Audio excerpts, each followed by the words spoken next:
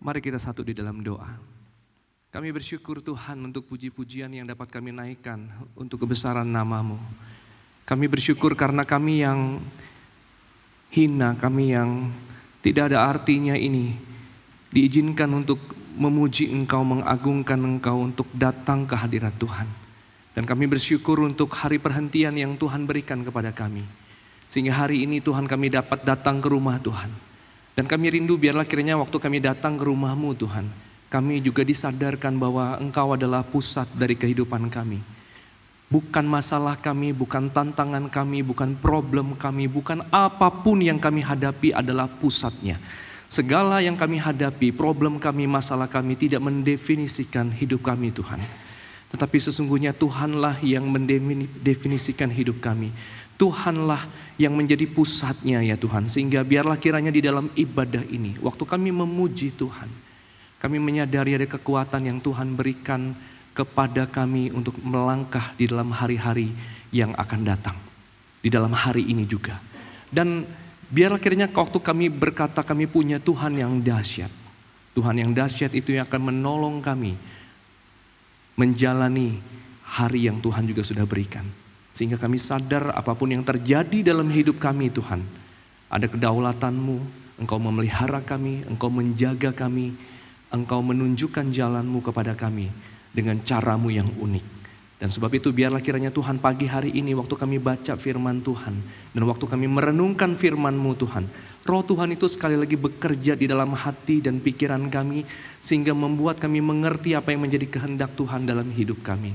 Sehingga firman-Mu Tuhan tidak hanya berguna untuk menyelesaikan permasalahan yang kami hadapi hari ini, tetapi juga menjadi sebuah jalan yang kami lakukan, jalani bersama untuk hari-hari yang akan datang. Urapi kami semua, urapi hamba-Mu, sehingga biarlah kiranya kami sungguh-sungguh dapat mengerti maksud-Mu.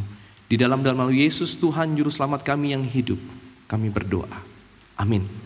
Silakan duduk Bapak Ibu Saudara kasih.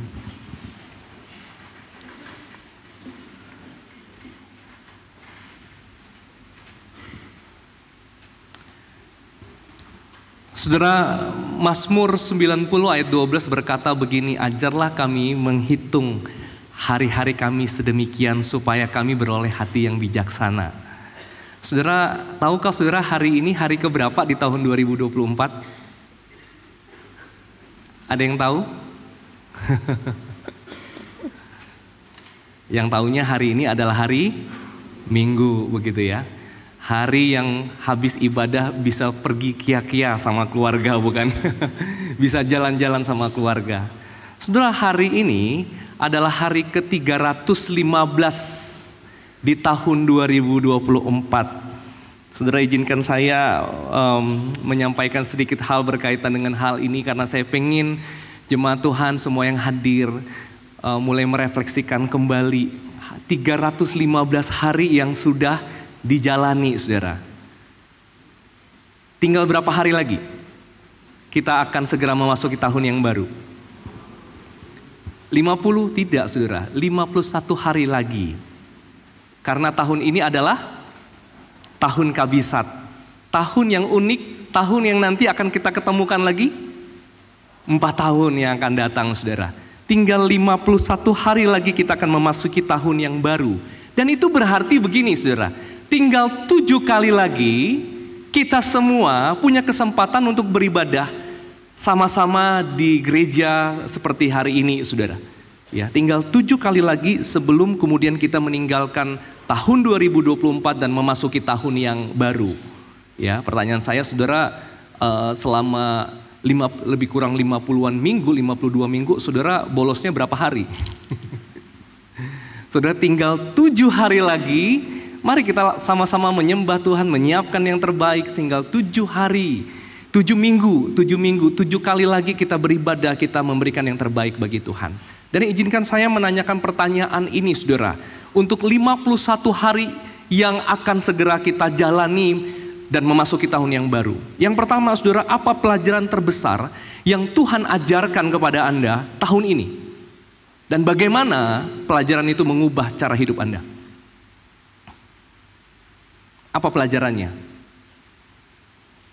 Dan pelajaran itu mengubah cara Anda hidup. Yang kedua, saudara, dalam hal apa Anda merasa bertumbuh dalam iman tahun ini? Dan di mana Anda merasa perlu bertumbuh? Saudara, saya rindu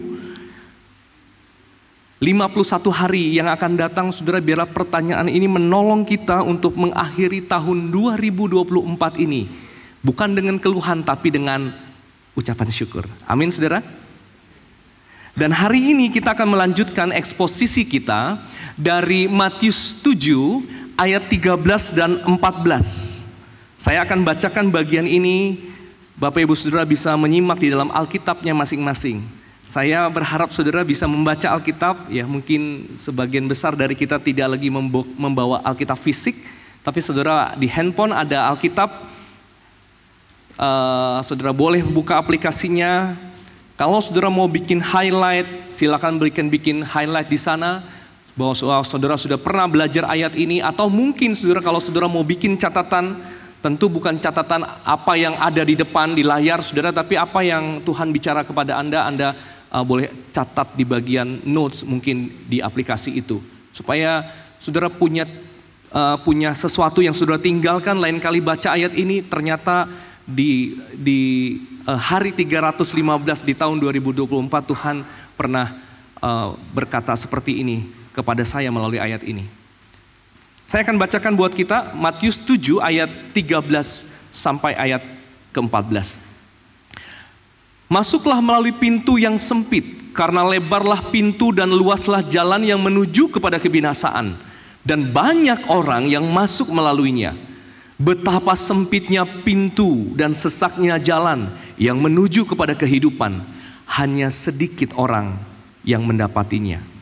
Saudara, kalau saudara membawa kendaraan, lalu kemudian berhadapan dengan jalan yang sempit dengan jalan yang lebar, jalan mana yang saudara akan pilih? Jalan yang lebar. Pertanyaan kedua, saudara, kalau anak Anda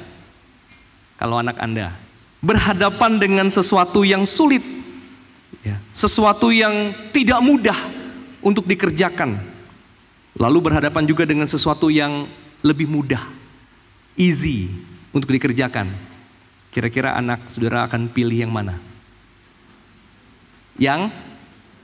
Yang mudah, saudara. Saudara, mengapa kemudian kita lebih gampang memilih yang mudah daripada yang susah?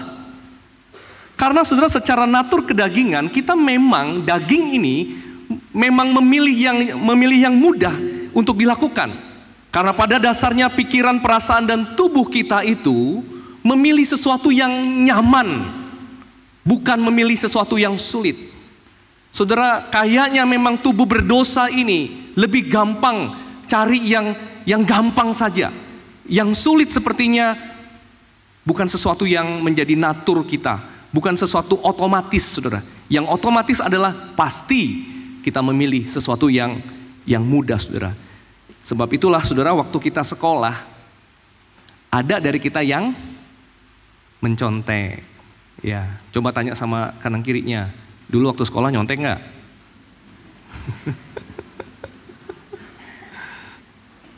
Mengapa menyontek, saudara?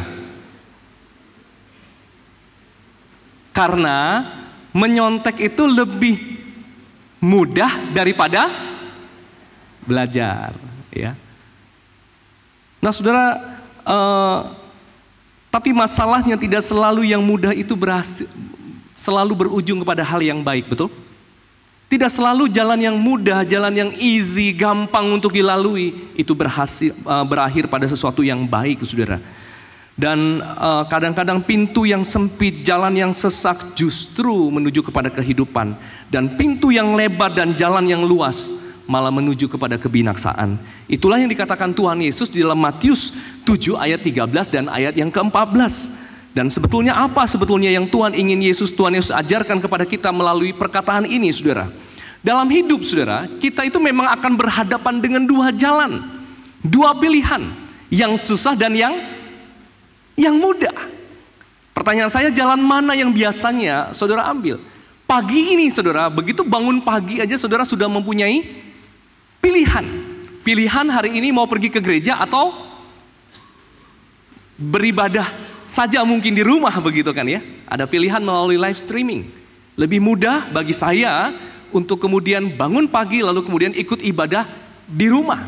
Bagi saya secara pribadi kalau ibadah live streaming di rumah itu itu adalah ibadah darurat hari ini. Dulu memang waktu pandemi kita nggak punya pilihan saudara. Ibadah live streaming itu adalah ibadah yang wajar, normal kita lakukan pada saat kondisi pandemi. Tapi pada waktu kita sudah normal saudara, maka ibadah live streaming, ibadah online itu adalah ibadah darurat.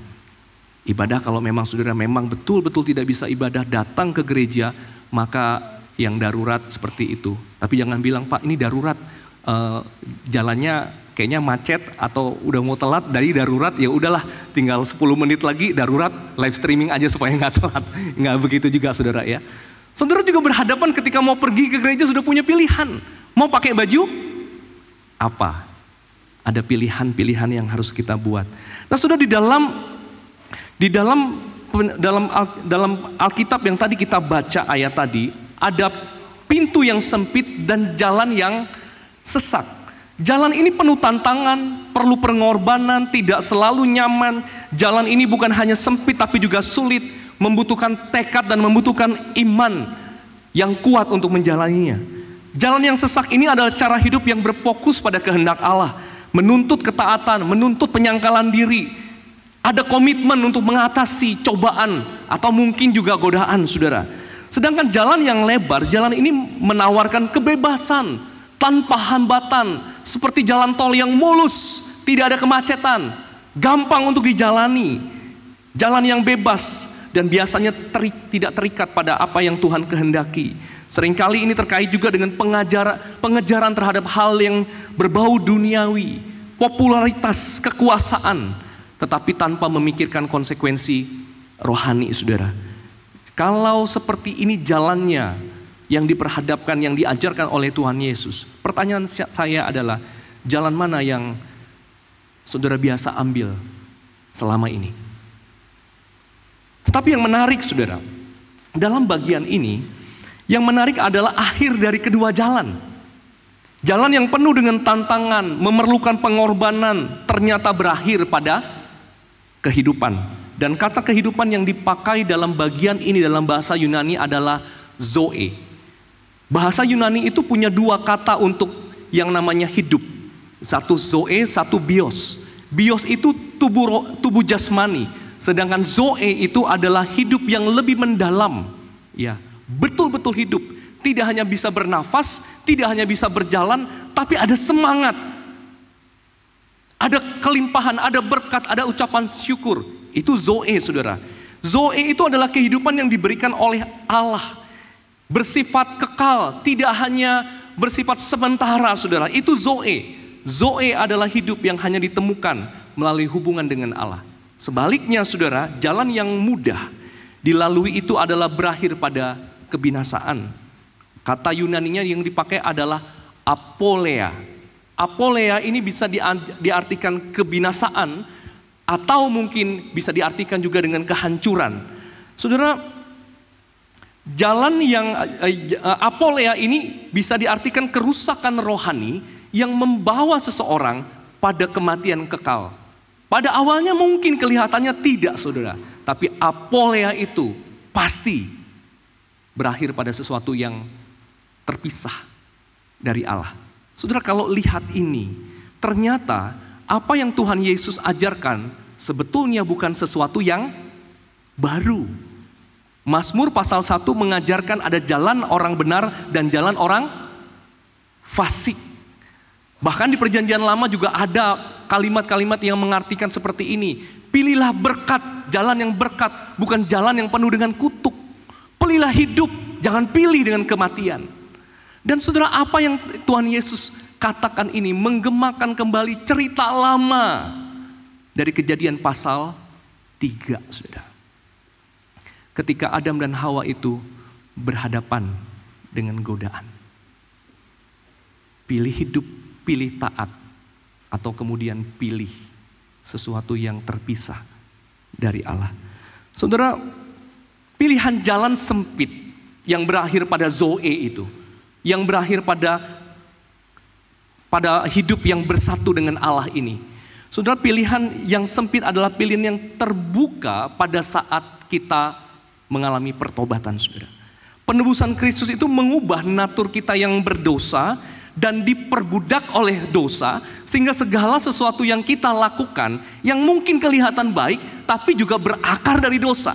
Kita nggak bisa lepas dari perbuatan dosa karena kita diperbudak oleh dosa.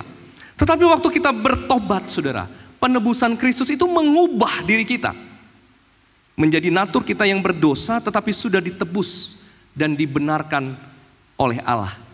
Saudara, ini pelajaran lama yang mungkin saudara sudah pernah dulu pelajari pada waktu katekisasi. Ini bicara soal apa yang berubah waktu kita membuka hati kita percaya kepada Kristus. Yang berubah adalah natur kita. Dulu kita nggak punya kemampuan untuk tidak melakukan dosa. Otomatis saja bisa. Tetapi kemudian waktu kita percaya kepada Tuhan, Roh Kudus itu menggerakkan hati kita untuk melakukan apa yang benar, apa yang sulit bahkan, apa yang mungkin bukan natur kita, karena itu berasal dari siapa? Dari Tuhan. Saudara, kita tidak lagi disebut anak kegelapan, tapi kita menjadi anak terang. Dulu kita hanya dipimpin oleh kedagingan kita, maunya kita, tetapi sekarang roh kita dipimpin oleh Roh Allah untuk melakukan apa yang Allah kehendaki. Dulu kita orang yang berbuat dosa, tapi di dalam Kristus kita bisa kemudian menjadi orang yang tidak berbuat dosa. Saudara, itu kabar baik yang sebetulnya Tuhan berikan melalui kedatangan Kristus, melalui Kristus yang kita terima. Karena sebetulnya kita diberikan kemampuan untuk tidak melakukan dosa. 51 hari lagi kita tinggalkan tahun 2024, kita bisa memilih yang benar, melakukan apa yang Tuhan kehendaki, tanpa melakukan apa yang disebut dengan dosa. Memang tubuh kita ini, natur kita ini memang adalah naturnya orang berdosa. Kita bisa berbuat dosa, tetapi di dalam Kristus kita juga dimampukan untuk tidak melakukan dosa, tapi memilih melakukan yang benar. Saudara, kebenaran ini tidak hanya mengubah siapa diri kita di hadapan Allah, tetapi saudara juga mengubah kita di dalam relasi kita dengan sesama. Prioritas hidup kita berubah, arah hidup kita berubah, sikap kita berubah. Dulu kita hanya mementingkan diri kita sendiri. Sekarang kita mulai memikirkan apa yang Tuhan kehendaki, apa yang Tuhan pikirkan, apa yang baik bagi sesama kita. Dan Tuhan Yesus ingin kita memilih jalan yang mana? Jalan yang benar, karena sebetulnya Roh Tuhan itu sudah bekerja di dalam diri kita. Saudara, gambar ini mungkin bisa menjadi sebuah gambaran perjalanan yang kita hadapi. Saudara, waktu kita bertobat itu menjadi 1.0. Ya. Jadi saudara, kalau di sebelah yang berarti sebelah kanan begitu ya. Sebelah kanan ini adalah orang yang tadi hidupnya diperbudak oleh dosa. Orang yang hidupnya tidak bisa tidak melakukan dosa. Hari-harinya penuh dengan pilihan yang mementingkan diri sendiri. Tetapi waktu dia bertobat, saudara, dia sadar. Tetapi pertobatan itu baru di titik 0. Mirip saudara kalau saudara ngisi bensin ya. Pak, kita mulai dari 0. Itu belum apa-apa, saudara. Nah, waktu kita bertobat, kita kembali kepada Allah. Kita berbalik dari dosa, dari hidup yang dipenuhi dengan dosa, kematian, lalu kita berbalik nih, berjalan kepada Allah. Mungkin waktu kita berdosa, kita tuh semangat sekali. Kita merasakan ada pembaharuan di dalam hidup kita. Ada sukacita yang dulu gak pernah kita rasakan. Ya. Tapi kemudian setelah 3 bulan, jalan. Dulunya semangat, tapi bagaimana kemudian? 3 bulan, 6 bulan setelah pertobatan. Apa yang saudara alami? Saudara, kalau saya nongkrong ngopi sama seseorang, saudara, saya suka tanya, ceritain dong salvation story-mu. Bagaimana waktu kamu menerima Tuhan? Kapan itu? Saudara, ada orang yang bisa cerita seperti saya, kapan saya buka hati saya untuk terima Tuhan Yesus. Itu 12 Desember tahun 96. Kalau saya tidak salah tuh saya kelas 1 SMA waktu itu. 12 Desember tahun 96, saya buka hati saya terima Tuhan Yesus. Di situ hidup saya berubah, saudara. Titik perubahan itu membawa saya untuk kepada titik ini. Tetapi saudara, dalam perjalanannya, saya mengalami apa yang dinamakan kemunduran rohani. Sesuatu yang dulunya bersemangat, tetapi kemudian lama-lama mulai undur. Saudara pernah alami itu? Saya waktu bertobat, saya waktu di daerah, di gereja saya yang namanya lahir baru itu adalah pada waktu dibaptis. Pada waktu kemudian dibaptis itu berarti lahir baru. Waktu terima baptisan kudus, waktu terima CD itu sebuah pembalikan. Itu yang dipahami, itu yang diajarkan, saudara. Tetapi pembaharuan yang dimaksudkan oleh Allah bukan seperti itu, bukan sakramen, saudara.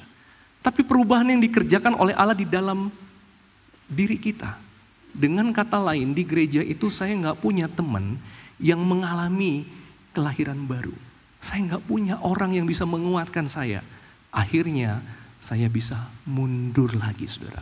Seharusnya hidup saya menunjukkan apa yang dipikirkan oleh Kristus. Tetapi kemudian mundur. Setelah bertobat, harusnya hidup kita berjalan kepada Tuhan. Seharusnya pikiran kita semakin hari memikirkan apa yang juga dipikirkan oleh Kristus. Itu yang seharusnya. Saudara, kalau boleh tanya, saudara ada di mana sekarang? Dari titik pertobatan saudara. Masih ada gak sih api yang dulu saudara rasakan waktu pertama cinta mula-mula yang begitu berapi-api? Atau jangan-jangan saudara mulai mundur dalam hubungan saudara dengan Tuhan. Dulu waktu bertobat, pagi-pagi bangun, cari Tuhan. Sekarang, pagi-pagi bangun, masih pagi-pagi juga. Lalu cari, di mana HP? Di mana HP? Lihat WA. Boleh angkat tangan yang pagi-pagi langsung lihat WA. Atau jangan-jangan yang pagi-pagi langsung buka toko hijau dan toko oranye. Saudara, bisakah orang yang sudah lahir baru, sudah percaya Tuhan Yesus, tetapi masih memilih kedagingan? Bisa nggak? Bukan jalan yang mendekat kepada Allah, tetapi malah berbalik kepada dosa dan kedagingan. Saudara, Matius 7 ayat 13-14. Itu ditujukan kepada para murid. Orang-orang yang sudah mengikuti Yesus sekian lama. Dengan kata lain, Yesus mengingatkan bahwa pergumulan berhadapan dengan dua jalan ini akan mereka hadapi sepanjang jalan hidup mereka. Lebih gampang lari, menyangkal Yesus daripada tetap bersama-sama dengan Yesus pada saat penganiayaan itu datang, pada saat penderitaan itu datang. Saudara, kedua jalan ini baru berasa sebetulnya pergumulannya kalau kita aplikasikan dalam konteks hidup kita, dalam pergumulan kita masing-masing, saudara. Misalnya saya ambil contoh berkaitan dengan pekerjaan. Ada pekerjaan tertentu yang bisa menjebak kita untuk melakukan dosa, untuk berbuat dosa. Kalau dikerjakan memang menghasilkan sejumlah uang yang lumayan. Menghasilkan, bisa menolong kita untuk hidup lebih baik secara ekonomi. Bisa menolong kita untuk membiayai keluarga kita. Tetapi saudara, ada dosa yang harus dikompromikan ketika kita melakukan pekerjaan itu. Misalnya begini saudara, pada saat pandemi COVID-19, saya membimbing seorang pasutri yang belum lama menikah. Sebutlah nama mereka ini Andi dan Ria. By the way, saya sudah minta izin dulu kepada orang yang kemudian datang kepada saya, ini boleh nggak saya pakai kisahmu untuk saya bisa ceritakan kepada jemaat Tuhan pagi ini. Dia bilang silakan kok supaya jadi berkat. Saudara, saya sudah lama mengenal Andi. Sejak dia baru pulang dari luar negeri, setelah kuliah dia pulang ke Indonesia. Lalu kemudian saya beberapa kali sering ngobrol, melayani bersama dengan anak ini, saudara. Dan dia bekerja di bidang IT. Lalu kemudian mereka ini menikah. Ya. Mereka menikah pada saat pandemi. Pernikahan mereka pun bisa tertunda karena ada pandemi, kemudian tidak boleh ada kerumunan dan sebagainya, mereka menunda pernikahan mereka. Lalu kemudian pada akhirnya mereka bisa menikah. Setelah menikah, sebulan setelah menikah, Andi itu dipecat dari kantornya. Saudara bayangkan, saudara, uang yang mereka punya, tabungan mereka punya itu sudah habis untuk biaya pernikahan. Mereka berharap dengan pekerjaan yang mereka lakukan, itu bisa menolong mereka untuk kemudian menabung lagi. Tapi sebulan setelah pernikahan, tabungan habis, malah dipecat. Sudah lamar kemana-mana, cari pekerjaan, tidak ada pemanggilan. Ya siapa yang mau panggil, saudara? Ya dalam kondisi yang tidak menentu, tidak ada orang yang kemudian mau terima. Mungkin ada 1 dan 2. Andi dalam hal ini, dia lamar ke sana sini, sampai kayaknya udah mau give up. Tapi tidak ada yang memanggil dia untuk bekerja. Rina istrinya masih bekerja, saudara. Tetapi hasilnya pas-pasan. Dan sejujurnya, saudara, Andi malu menjadi suami yang tidak bisa menafkahi istrinya. Justru istrinya yang menafkahi dirinya, saudara. Ya, bapak-bapak ya, kita kan kalau boleh, kita lah yang kemudian memberikan nafkah buat istri dan anak-anak kita, betul? Tapi kalau kemudian terjadi seperti ini, saudara, itu bukan hal yang mudah. Ya, karena kita tahu tanggung jawab kita, tapi kalau kita disfungsi, itu sesuatu yang menyedihkan. Sesuatu yang mendukakan hati, karena kita tidak bisa memberikan yang terbaik bagi keluarga. Saudara, sampai satu kali, kemudian Andi dipanggil.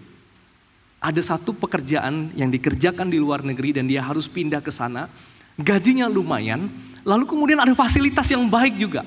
Dia cerita ke saya, dia datang ke saya, kok ini aku akhirnya dipanggil nih kerja. Oh bagus dong ya, puji Tuhan dong. Berdoa selama ini, tetapi kemudian Tuhan jawab. Saya pikir waktu dia datang ke saya, dia akan sampaikan bahwa ini saya pergi ke sana tapi mungkin istri nggak bisa ikut. Ya, saya pikir dia akan bicara itu. Tetapi saudara, sesuatu yang lebih yang saya tidak bisa bayangkan, saudara. Itu seperti sebuah kabar baik, tapi di balik kabar baik itu ada sesuatu yang menjadi pergumulan dia. Andi kemudian cerita begini ke saya, kok ini sepertinya kayak jawaban Tuhan ya. Tapi saya jadi gelisah, saya bilang kenapa? Karena pekerjaan ini berkaitan dengan membuat aplikasi untuk judi online. Kerjaannya dia sih kerjaan benar. Tapi hasil kerjaannya bisa menyebabkan ribuan orang, bahkan mungkin jutaan orang hidup menderita gara-gara judi online. Mungkin ada keluarga-keluarga yang akan menderita. Ada anak-anak yang menderita karena mungkin orang tuanya terjebak dengan judi online. Saudara, kalau orang udah judi, habis dah keluarga. Pertanyaan saya, kalau saudara ada di posisi Andi, apa yang saudara akan lakukan?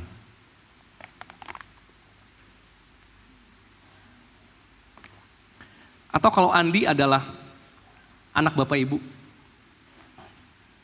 baru sebulan menikah, cari kerja sana sini, udah dipecat, udah nyari pekerjaan sana sini, nggak diterima, lalu dapat pekerjaan seperti ini. Apa nasihat Anda untuk anak Anda? Ambil? Tolak?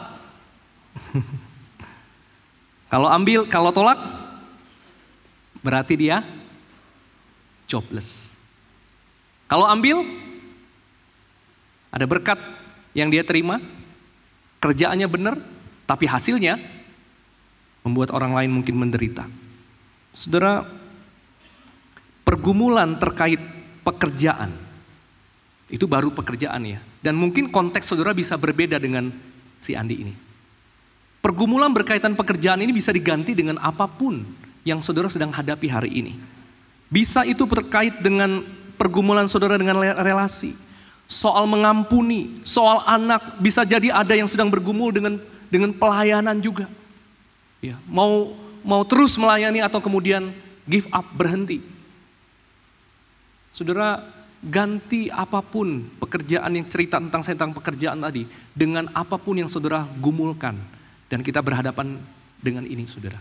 Jalan yang susah dan jalan yang mudah. Mana yang saudara akan biasa ambil? Saudara, pilihan yang kita ambil, keputusan yang kita buat, itu memiliki konsekuensi dalam hidup kita. Dan kalau kita orang tua, saudara, pilihan yang kita buat, pilihan yang kita ambil, keputusan yang kita ambil tidak hanya berdampak pada diri kita, tapi juga menjadi contoh teladan bagi anak-anak kita. Saudara, Matius 7 ayat 13-14. Tuhan Yesus mengingatkan kita untuk berpikir dari perspektif akhir. Memang jalan yang mudah itu sangat menggoda untuk kita jalani. Ngapain mau susah-susah kalau ada yang mudah? Tetapi Tuhan Yesus mengingatkan ini. Lihat akhirnya. Jangan hanya lihat awalnya saja. Lihat akhirnya. Keputusan ini membawa kamu kemana? Kemana keputusan ini akan membawa kamu? Saudara, berpikir dari perspektif akhir menolong kita memilih jalan yang sempit namun membawa kehidupan. Bukan jalan yang mudah namun berakhir dalam kehampaan. Kalau Andi ambil, saudara, kalau Andi ambil, bisa jadi bukan hanya soal masalah hasil karyanya mendukakan banyak orang. Kalau saudara baca, lihat internet, ada orang-orang yang bekerja di luar negeri, itu disekap. Betul ya? Mereka diculik, mereka dipekerjakan dengan kerja paksa sebetulnya. Karena pekerjaan itu sebagian besar ilegal. Kita nggak tahu, untung Andi tidak ambil, saudara. Ketika kita berhadapan dengan di persimpangan hidup kita, saudara, pilihlah bukan jalan, bukan yang paling nyaman, bukan yang paling aman, tapi paling benar. Meski sulit, pilihan yang benar akan membawa kita pada kedamaian yang kekal, saudara. Dan itulah sebetulnya yang dikerjakan oleh Yesus di atas kayu salib. Tuhan Yesus tidak mencari jalan yang mudah, saudara. Jalan salib itu jalan yang penuh dengan penderitaan. Saudara, memang salib kelihatannya secara kasat mata adalah sesuatu yang mengerikan. Tetapi sesungguhnya jalan salib itu adalah jalan yang pada akhirnya adalah sebuah bukti bagaimana Tuhan mengasihi saya dan saudara. Saudara, firman Tuhan juga berkata begini, kepada kita tidak hanya dikaruniai untuk percaya kepada Yesus Kristus, tetapi juga untuk menderita bersama-sama dengan Dia. Dan Yesus sudah jadi contoh teladan di depan. Dia yang sulung, Dia anak sulung Allah yang menjadi contoh teladan bagi kita semua yang dalam tanda kutip adalah adik-adiknya secara rohani. Kita diadopsi masuk dalam keluarga Allah dan Yesus tunjukkan teladannya bagi kita, saudara. Secara kasat mata jalan menuju salib adalah jalan yang mengerikan, tetapi jalan salib itu adalah jalan terbuka bagi kehidupan yang kekal bagi manusia berdosa, saudara. Saudara, tadi saya cerita tentang Andi yang bergumul mau ambil pekerjaan atau tidak. Saudara, waktu Andi datang kepada saya, seperti yang dipaparkan oleh ayat ini, saya mencoba menolong dia untuk memikirkan konsekuensi akhir dari keputusan yang dia ambil, saudara. Dan akhirnya, apa yang Andi ambil? Dia tidak ambil pekerjaan itu. Dia memilih untuk jobless kembali. Saudara, mungkin kalau jobless, tabungan banyak, deposito banyak, lebih gampang ambilnya, bukan? Tapi kalau jobless, memilih jobless, dikala tabungan juga udah gak ada uang, ya, Waktu saudara masukin ATM, ada yang ngomong begini, saldo Anda tidak mencukupi. Berat saudara. Tapi anak ini memilih jobless dan kemudian memilih untuk mengirimkan lamarannya lagi. Berapa lama saudara? 2 bulan. 2 bulan kemudian dia gak punya pekerjaan. Saya masih ingat saudara, dia datang ke saya. Dia telepon, kok tolong doakin gua. Laptop gua rusak. Aduh. 2 bulan itu saya sampai nangis berdoa bersama dengan dia. Karena saya bilang, Tuhan anak ini susah banget. Tolong buka jalan, kasih pekerjaan. Pekerjaan ini banyak di dunia. Tapi tolong kasih dia. Saudara, itu 2 bulan itu penantian yang gak mudah. Gak mudah. Beberapa kali dia datang, saya pengen give up aja kok. Kok Tuhan kayaknya gak sayang saya ya. Saya bilang jangan punya pikiran itu. Kalau kita susah, kalau kita sulit dalam keadaan sulit, Tuhan tahu karena dia udah jalani dulu. Tunggu waktunya Tuhan. Saudara, setelah 2 bulan itu, Andi akhirnya dapat pekerjaan. Kerjanya di mana? Di Jakarta. Dia gak perlu tinggalkan istrinya. Waktu dia dapat pekerjaan itu, saudara, lalu kemudian gak lama istrinya hamil. Aduh, puji Tuhan. Bayangkan kalau dia tinggalkan istrinya, saudara, pergi ke luar negeri. Bagaimana kondisi istrinya? Lalu kemudian Andi cerita, saudara, di pekerjaannya bosnya juga adalah orang percaya, anak Tuhan. Dan seisi kantor itu seperti keluarga. Ya, sangat mengerti kondisi. Bahkan kadang-kadang kalau kerjaan dan perlu untuk dari rumah, silakan ambil. Bosnya sangat mengerti, pemimpinnya sangat mengerti, teman-teman juga sangat helpful sekali. Dan saudara tahu, gaji yang diterima oleh Andi lebih besar daripada yang ditawarkan pada saat dia mau menerima pekerjaan di luar negeri. Saudara, kadang menanti waktu Tuhan itu tidak mudah, bukan? Tapi kita gak pernah tahu berkat apa yang Tuhan berikan yang ada di depan. Dan perkataan ini benar bukan hanya untuk nanti waktu kita ada di sorga, bukan di neraka. Tapi perkataan ini benar untuk hari ini, saudara. Sebab itu, saudara, saya berpikir begini, bersyukurlah kalau hari ini saudara mengalami apa yang diberikan oleh apa yang Tuhan berikan kepada Andi. Saudara punya perjalanan iman bersama dengan Tuhan melalui jalan yang sulit, tapi kemudian Tuhan berikan hasil yang terbaik. Saudara, itu perjalanan iman yang memampukan Anda untuk berjalan lagi dalam perjalanan sulit karena tahu Tuhan memimpin. Tapi kalau hari ini, saudara belum pernah mengalami hal yang seperti itu. Melalui jalan yang sulit, saudara dalam keadaan yang sulit, bahkan mungkin hari ini ingin give up. Bisa jadi itu karena penyakit, bisa jadi karena pergumulan keluarga. Tapi biarlah kesaksian orang-orang yang sudah mengalami hal ini, itu menjadi bagian kesaksian yang juga menguatkan saudara, bahwa Tuhan itu peduli. Saudara, setiap pilihan memiliki ujung yang berbeda. Jalan yang mudah, tapi berakhir hampa, atau jalan yang sempit penuh makna, jalan mana yang membawa Anda untuk mendekat kepada Allah?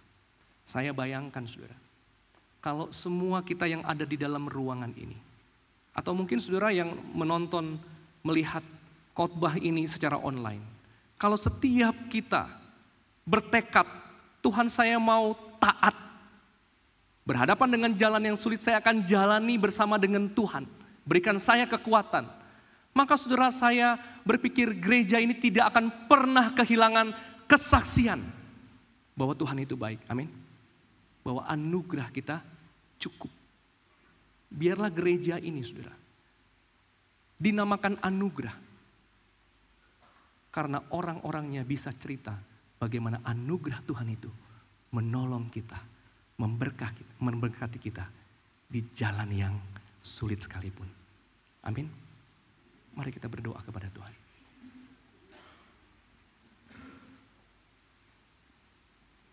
Saya berikan waktu saudara untuk berdoa kepada Tuhan.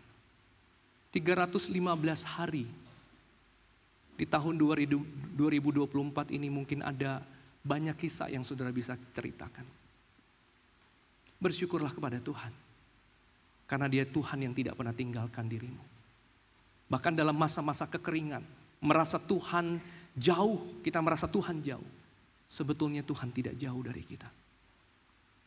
Dia ada bersama-sama dengan kita. Bersyukurlah kepada Tuhan. Dan mintalah pertolongannya supaya saudara tetap berjalan mendekat kepada Allah. Bukan berjalan menjauh dari Allah.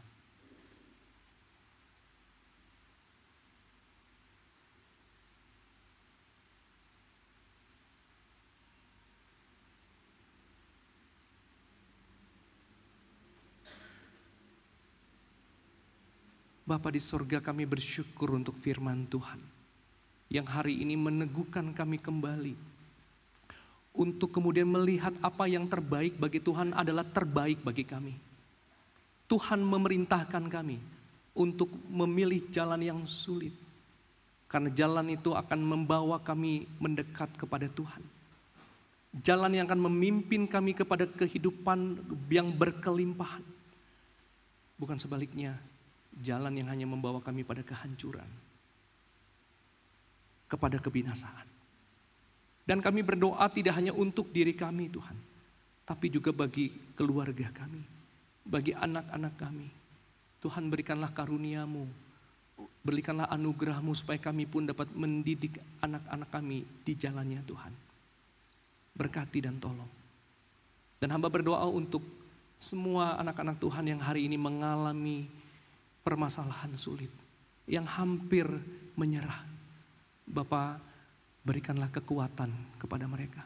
Jamalah hatinya, berikanlah kemampuan untuk terus berjalan di jalan-Mu. Tunjukkan rahmat-Mu, berikan firman-Mu yang memberikan kekuatan, kemampuan untuk berjalan dalam jalan yang sulit. Dan kami mohon Tuhan, curahkan berkat-Mu, sehingga dengan kemurahan Tuhan untuk memberikan berkat itu, kami dapat lagi melihat bahwa Tuhan itu tidak tinggalkan kami. Tuhan ada dan menyertai kami. Terima kasih Bapa, ini doa yang kami naikkan kepada Tuhan. Ucapan syukur kami kepadamu atas firman-Mu. Dalam nama Tuhan Yesus kami berdoa. Amin.